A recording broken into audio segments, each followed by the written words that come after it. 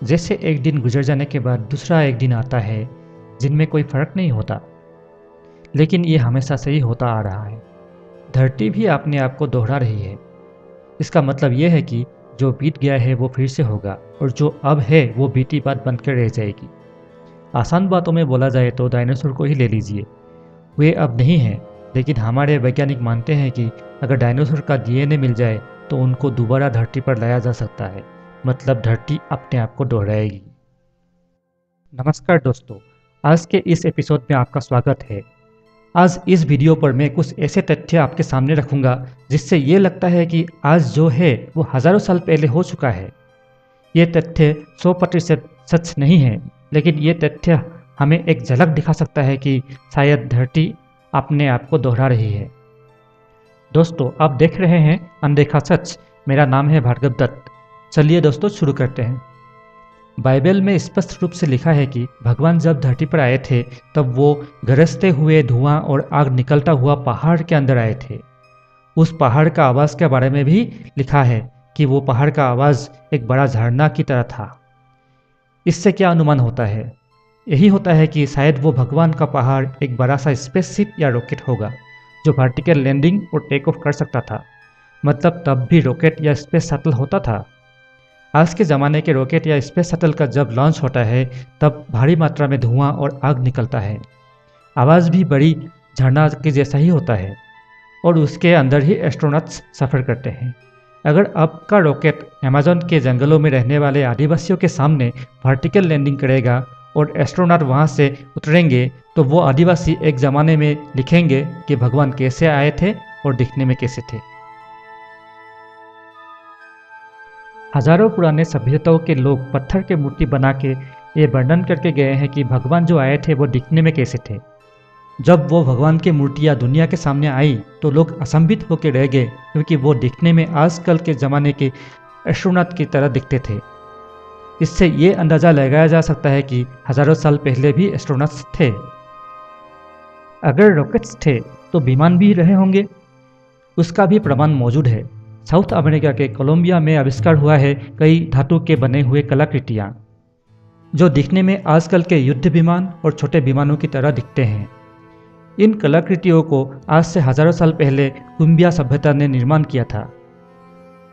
वैज्ञानिकों ने उन कलाकृतियों का बड़ा मॉडल बना के ये देखना चाहा कि वो असल में उड़ सकते थे या नहीं।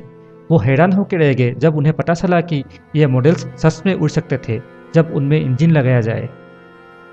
उसी तरह इजिप्ट के एक मंदिर के दीवार में नक्काशी किया हुआ है आजकल का हेलीकॉप्टर, आधुनिक नाव, छोटे विमान और पनडुब्बी, और ये सब नक्काशी किया गया था हजारों साल पहले। तो इससे अंदाज़ा लगाया जा सकता है कि पहले भी विमान मौजूद थे। कुछ सभ्यताओं ने यह भी कहा है कि भगवान पारदर्शी गोलाकार वस्तु में उड़कर आए थे। उन्होंने उस चीज़ का कोई चित्र नहीं बनाया। लेकिन अगर आज के ज़माने में कोई बेल 47 हेलीकॉप्टर में ऐसे आदिवासियों के सामने जाए जो कभी हेलीकॉप्टर देखा ही नहीं है, वो लोग कुछ ऐसे ही बात करेंगे जो पुरानी सभ्यताओं ने किया था। विमान थे तो रनवे भी होना चाहिए, और ये हजारों साल पुराने रनवे मौजूद है साउथ अमेरिका के पेरू के नाज़का मरुभूमि में, जिसे पहली बार देखा गया था 1927 में। इनको नाज़का लाइन्स बोला जाता है और कुछ लाइन्स दिखने में रनवे जैसा होता है और बहुत ही लंबी होती है। 1901 में एक ग्रीक आइलैंड एंटिकाइथेरा के समुद्र तट पर मिला एक डूबा जहाज का मलबा, जहां से बरामद हुआ एक लकड़ी का बक्सा जिसके अंदर था हजारों साल पुराना एनालॉग कंप्यूटर, जिसका नाम दिया गया है एंटिकाइथेरा मैकेनिज्म। माना जाता है कि इस कंप्यूटर को ग्रीक वैज्ञानिकों ने हजारों साल पहले निर्माण किया था। कंप्यूटर का बात निकला है तो लैपटॉप के बारे में भी बोला जा सकता है। मलिबू कैलिफोर्निया में स्थित जे पाउल गेटी म्यूजियम में रखा गया है एक ऐतिहासिक ग्रीक मूर्ति। मूर्ति में एक महिला एक कुर्सी पर बैठी है और उनके सामने एक लड़की एक खुला हुआ बक्सा लिए खड़ी है। अनुमान लगाया जा सकता है कि महिला ने ही बक्से को खोला है और बक्से की ऊपर के भाग की तरफ देख रही है, ना कि नीचे के भाग की तरफ। बक्से के नीचे के भाग के किनारे पे 2 छेद है। बक्से को देखने से ही लगता है कि ये एक मॉडर्न लैपटॉप है जिसमें यूएसबी और पावर पोर्ट है। लेकिन इस मूर्ति को भी बनाया गया था हजारों साल पहले। कोई दावे से नहीं कह सकता है कि ये लैपटॉप ही था, लेकिन इसे देखने से मन में अनेक विचार आ ही जाते हैं। तो अगर एक बार के लिए इन सभी तथ्यों को देखा जाए तो लगता है कि जो आज है वो पहले होकर गुजर गए हैं। धरती अपने आप को दोहरा रही है। अगर बहुत साल पहले आज जो है वो सभी मौजूद थे तो कहाँ गए?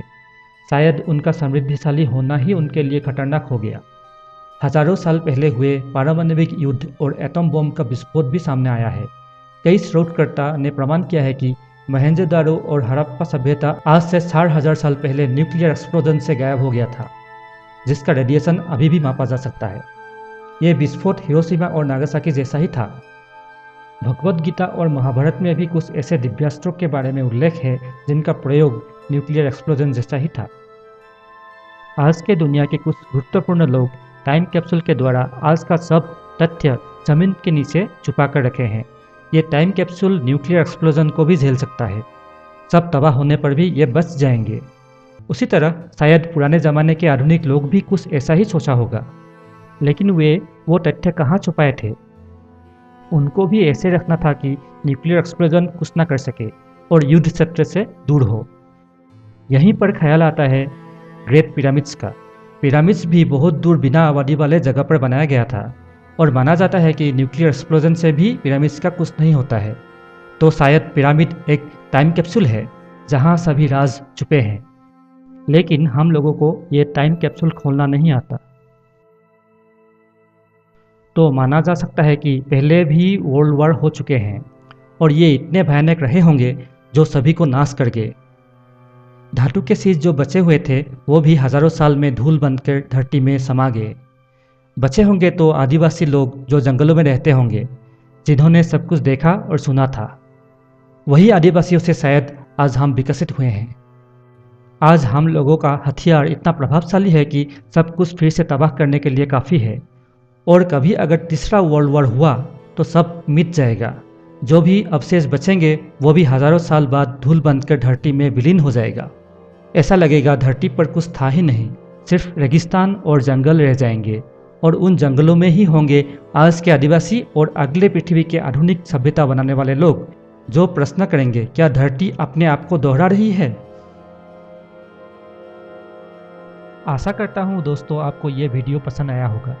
अगर पसंद आया है तो लाइक ज़रूर करें और सब्सक्राइब ज़रूर करें, क्योंकि मैं इस चैनल पर ऐसे ही तथ्य आपके सामने लाऊंगा जो आपने पहले सुना नहीं होगा। तो दोस्तों मिलते हैं अगले वीडियो में, तब तक के लिए नमस्कार।